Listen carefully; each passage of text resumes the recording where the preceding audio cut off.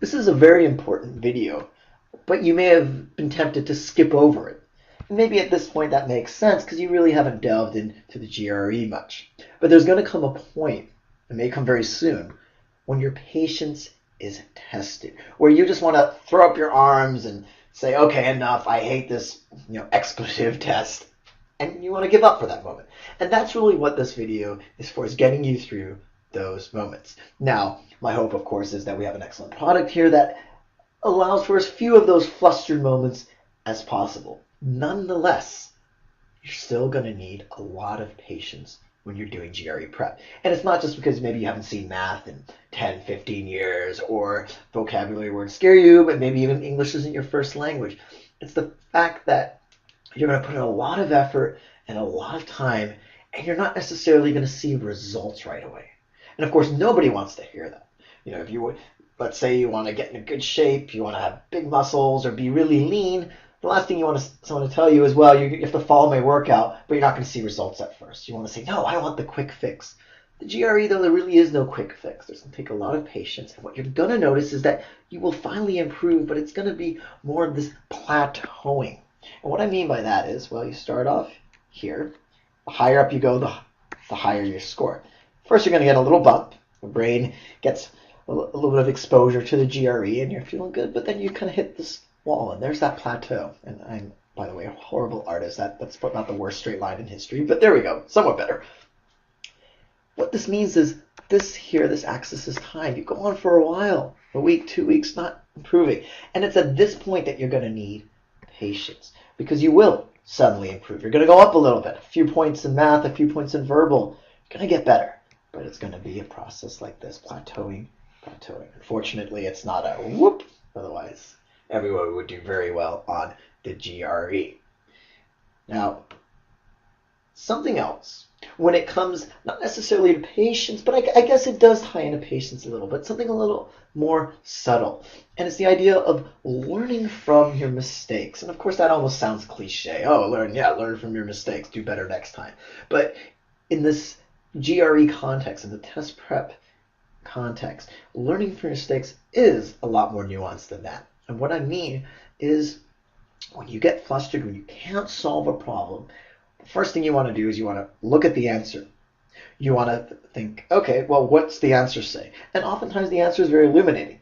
Hopefully, our video explanations in every case help you arrive at the correct answer.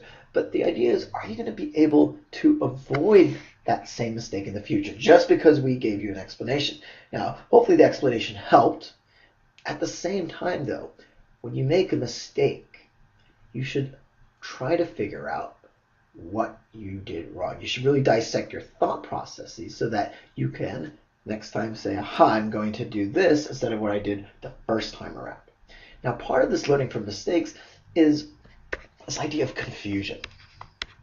And of course, we all have confusion on the GRE or any standardized test. But the idea of confusion here is when you get to a certain point in a hard problem, maybe it's 30 seconds, maybe it's about a minute.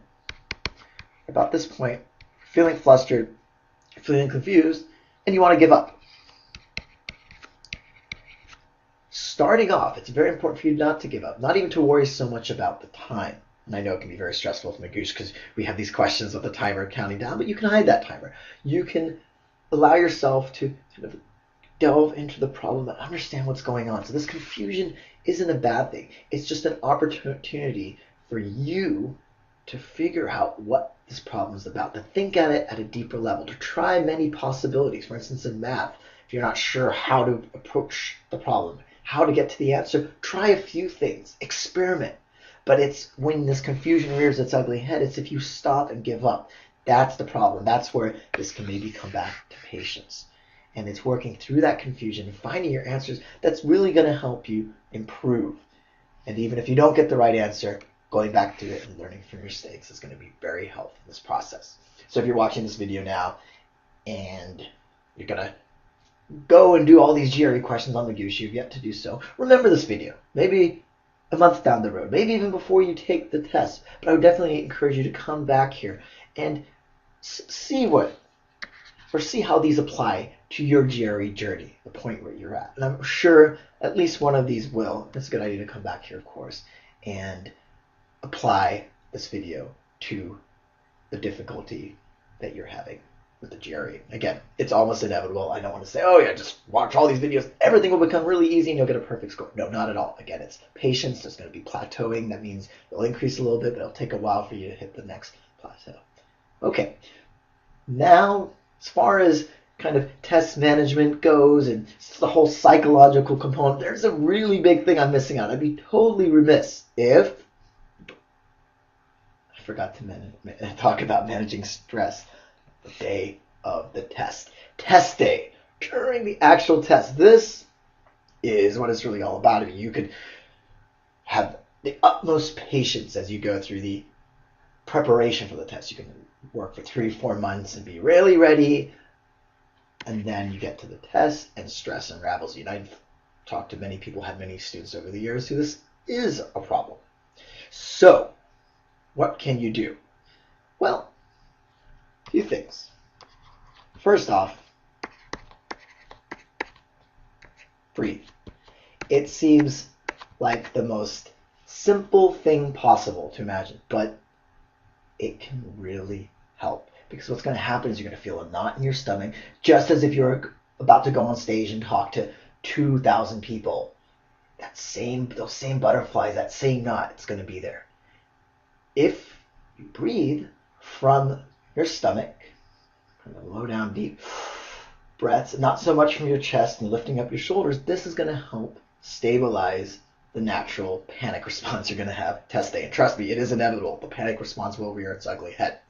So definitely breathe, learn how to breathe, and in essence, prepare yourself for battle by doing mock tests. Can't recommend this enough. Mock tests are something you can take on our website. We have Magoosh mock tests. You can take the mock tests that ETS provides. Those are the people who actually write the GRE. And so this is great because you're going to notice your pulse quickening.